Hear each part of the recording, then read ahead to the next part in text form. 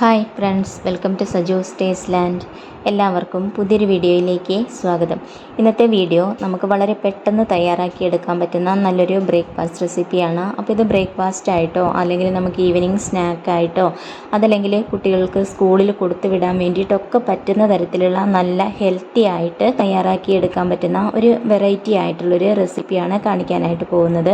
അപ്പോൾ ഇത് നമ്മൾ തയ്യാറാക്കുന്നത് പഴവും ഒക്കെ വെച്ചിട്ടാണ്. അപ്പോൾ ഇതെങ്ങനെയാണ് നമുക്ക് തയ്യാറാക്കുന്നതെന്നൊന്ന് കണ്ടു നോക്കാം. അപ്പോൾ അതിന് വേണ്ടിയിട്ട് ഞാൻ 1 കപ്പ് നുറുക്ക് ഗോതമ്പാണ് എടുത്തിരിക്കുന്നത് കേട്ടോ. അപ്പോൾ ഏത് ബ്രാൻഡിൻ്റെ നുറുക്ക് ഗോതമ്പ് വേണമെങ്കിലും നമുക്ക് എടുക്കാം. അപ്പോൾ ഇതിൻ്റെ അളവ് നമ്മൾ പ്രത്യേകം ശ്രദ്ധിക്കണം. ഇത് നമുക്കൊരു പാത്രത്തിലേക്ക് ഇട്ട് കൊടുക്കാം കേട്ടോ. ഇനി ഇത് ഒരൊറ്റ പ്രാവശ്യം മാത്രം നമുക്കൊന്ന് കഴുകിയെടുക്കണം. അപ്പോൾ കൈ വെച്ചിട്ട് ഞരടിയിട്ട് അങ്ങനെ കഴുകിയെടുക്കരുത്. ഒരു സ്പൂൺ വെച്ചിട്ട് ഇതേപോലെ ഇളക്കിയിട്ട് ജസ്റ്റ് ഒന്ന് കഴുകിയെടുത്താൽ മാത്രം മതിയായിരിക്കും കേട്ടോ. അപ്പോൾ ഇത് നല്ല പോലെ തന്നെ ഒന്ന് മിക്സാക്കി കഴുകി എടുത്തിട്ടുണ്ട്. ഇനി ഇതിലേക്ക് നമ്മൾ ഗോതമ്പ് അളന്നെടുത്തിരിക്കുന്ന അതേ കപ്പിൽ 1 കപ്പ് വെള്ളമാണ് ചേർത്ത് കൊടുത്തിരിക്കുന്നത്. ഇനി ഇത് നമുക്ക് ഒന്ന് കുതിരാനായിട്ട് മാറ്റി വെക്കണം. അപ്പോൾ ഞാൻ രാവിലത്തേക്കാണ് തയ്യാറാക്കുന്നത്, അതുകൊണ്ട് ഒരു ഓവർനൈറ്റ് മുഴുവനെ റെസ്റ്റ് ചെയ്യാനായിട്ട് മാറ്റി വെക്കുന്നുണ്ട് കേട്ടോ.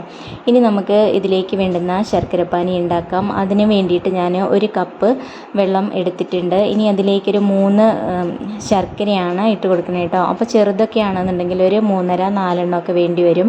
ഇത് വലിയ ശർക്കരയാണ്. ഇനി ഇതിവിടെ നിന്ന് ഉരുകി പാനിയാക്കിയിട്ട് എടുക്കാം കേട്ടോ.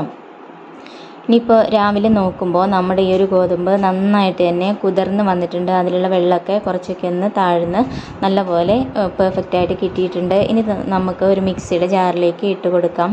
എന്നിട്ട് ഇതിലേക്ക് ഒരു 4-5 ഏലക്കായ ഇതേപോലെ ഒന്ന് പൊട്ടിച്ചിട്ട് ഇട്ട് കൊടുക്കാം കേട്ടോ. ഇനി 1-2 സ്പൂണ് വെള്ളം കൂടി ഇതിലേക്ക് ചേർത്ത് കൊടുക്കാം. എന്നിട്ട് നല്ല ഫൈനായിട്ട് തന്നെ നമുക്ക് അരച്ചെടുക്കണം. ഇനി ഇത് നമുക്ക് വേറൊരു പാത്രത്തിലേക്ക് മാറ്റാം. ഇനി നമ്മളിതിലേക്ക് ചേർത്ത് കൊടുക്കുന്നത് 1 കപ്പ് അളവിൽ കമ്പപ്പൊടിയാണ് കേട്ടോ. അപ്പോൾ അളവുകൾ പ്രത്യേകം ശ്രദ്ധിക്കണം. അപ്പോൾ ഞാൻ വറുത്തെടുത്തിരിക്കുന്ന കമ്പപ്പൊടിയാണ് ചേർത്ത് കൊടുത്തിരിക്കുന്നത്. ഇനി ഇത് നമുക്കൊരു വിസ്ക് വെച്ചിട്ട് നല്ലപോലെ ഒന്ന് മിക്സ് ആക്കിയിട്ട് എടുക്കണം. നമ്മൾ സ്പൂൺ വെച്ചിട്ടോ തവി വെച്ചിട്ടോ ചെയ്യുന്നതിനേക്കാട്ടിലും പെട്ടെന്ന് തന്നെ നമുക്ക് മിക്സായി കിട്ടുന്നത് ഇതേപോലെ ഒരു വിസ്ക് വെച്ചിട്ടോ അല്ലെങ്കിൽ ഒരു ഫോർക്ക് വെച്ചിട്ടോ ഒക്കെ ഇളക്കിയെടുക്കുമ്പോഴാണ്. കട്ടകളൊന്നും ഇല്ലാതെ തന്നെ ആദ്യം തന്നെ നമുക്ക് നല്ലപോലെ ഒന്ന് മിക്സാക്കിയിട്ട് എടുക്കാം കേട്ടോ. അപ്പോൾ ഇത് അത്യാവശ്യം നല്ല രീതിയിൽ തന്നെ മിക്സായിട്ട് വന്നിട്ടുണ്ട്.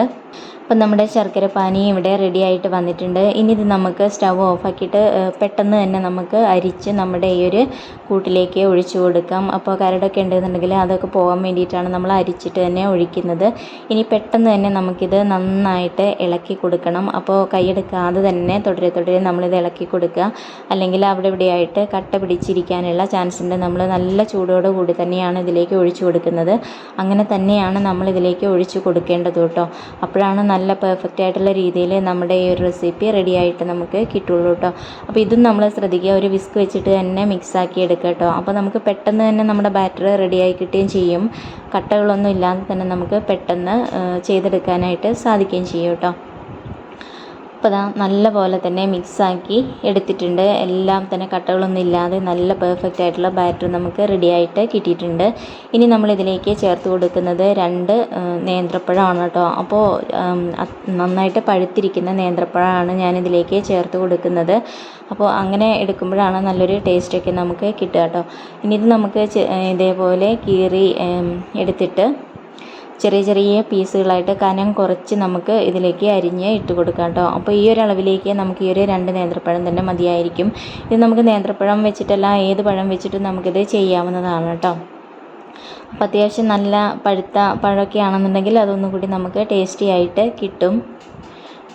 അപ്പോൾ 2 പഴവും ഞാനിതിലേക്ക് അരിഞ്ഞ് ഇട്ട് കൊടുത്തിട്ടുണ്ട്. ഇനി നമുക്ക് വീണ്ടും ഇത് നല്ലപോലെ മിക്സാക്കിയിട്ട് എടുക്കണം. പഴമൊക്കെ ആ ഒരു ബാറ്ററിൽ എല്ലായിടത്തും ആവുന്നത് പോലെ നന്നായിട്ടൊന്ന് മിക്സാക്കിയിട്ട് എടുക്കുക. അപ്പോൾ ഇത് നല്ലപോലെ തന്നെ ഇളക്കി റെഡിയാക്കി എടുത്തിട്ടുണ്ട്. ഇനി ഇതിലേക്ക് ചേർത്ത് കൊടുക്കുന്നത് കുറച്ച് ഉപ്പാണ് കേട്ടോ. വളരെ കുറച്ച് മാത്രം മതിയായിരിക്കും. അതുപോലെ തന്നെ ഒരു 2 പിഞ്ചോളമൊക്കെ ബേക്കിംഗ് സോഡ കൂടി നമുക്കിതിലേക്ക് ചേർത്ത് കൊടുക്കാം. എന്നിട്ട് വീണ്ടും നല്ലപോലെ ഒന്ന് മിക്സാക്കി എടുക്കണം. അപ്പോൾ നമ്മൾ ഉപ്പൊക്കെ ചേർത്തിരിക്കുന്നത് അതിൻ്റെ മധുരമൊക്കെ മധുരമൊക്കെ ഒന്ന് ബാലൻസ് ചെയ്ത് കിട്ടാൻ വേണ്ടിയിട്ടാണ്. അപ്പോൾ നമ്മൾ പഴത്തിൻ്റെ മധുരം അതുപോലെ തന്നെ ശർക്കരയുടെ മധുരമൊക്കെ ഉള്ളതാണ്. അപ്പോൾ അതൊന്ന് ബാലൻസ് ചെയ്യാൻ വേണ്ടിയിട്ട് ഒരല്പം മാത്രം ഒരു 1/4 ടീസ്പൂണൊക്കെ അളവിൽ ഉപ്പ് ചേർത്ത് കൊടുത്താൽ മതിയായിരിക്കും. അതുപോലെ തന്നെ ബേക്കിംഗ് സോഡയും വളരെ കുറച്ച് മാത്രം ചേർത്ത് കൊടുത്താൽ മതി കേട്ടോ. ഇപ്പോൾ ദാ നമ്മുടെ ബാറ്റർ ഇവിടെ റെഡി ആയിട്ടുണ്ട്. ഈ ഒരു രൂപത്തിലാണ് നമ്മുടെ ബാറ്റർ കിട്ടേണ്ടത്. ഇത് നമുക്ക് കറക്റ്റായിട്ടുള്ള വെള്ളത്തിൻ്റെ അളവാണ്. ഒരു 2 കപ്പ് വെള്ളവും അതുപോലെ തന്നെ ഒരു 2 സ്പൂൺ വെള്ളവും മാത്രമാണ് നമ്മൾ എക്സ്ട്രാ ആയിട്ട് ചേർത്തിട്ടുള്ളൂ. നമ്മൾ നുറുക്ക് ഗോതമ്പ് കുതിരാനായിട്ട് വെച്ചപ്പോൾ 1 കപ്പ്, അതുപോലെ തന്നെ ശർക്കര പാനിയാക്കിയപ്പോൾ 1 കപ്പ് വെള്ളം, പിന്നെ അരച്ചപ്പോൾ നമ്മളൊരു 2 സ്പൂൺ വെള്ളം കൂടി എക്സ്ട്രാ ചേർത്തിരുന്നു. എന്നിട്ട് നമ്മളിത് ഒരു 5 മിനിറ്റ് നേരത്തേക്ക് നമ്മളിത് റെസ്റ്റ് ചെയ്യാനായിട്ട് മാറ്റി വെക്കണം കേട്ടോ. മാവ് ഒന്നുകൂടി ഒന്ന് ഫ്ലഫി ആയിട്ട് കിട്ടാൻ വേണ്ടിയിട്ടാണ്. അതിന് ശേഷം നമ്മളിത് നമുക്ക് ചുട്ടെടുക്കാവുന്നതാണ് കേട്ടോ.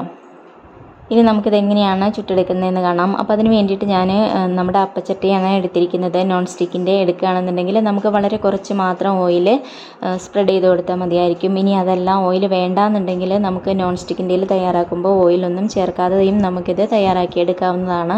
ഇപ്പോൾ ഒരു തവി മാവ് ഞാനിതിലേക്ക് ഒഴിച്ചു കൊടുത്തിട്ടുണ്ട്. എന്നിട്ട് ഇതേപോലെ ചെറിയ ഹോൾസൊക്കെ വന്ന് തുടങ്ങുമ്പോൾ നമുക്ക് ഇത് ഒന്ന് മൂടി വയ്ക്കാം. ഒരു മീഡിയം ഫ്ലെയിമിലാണ് ഞാനിത് തയ്യാറാക്കിയെടുക്കുന്നത്.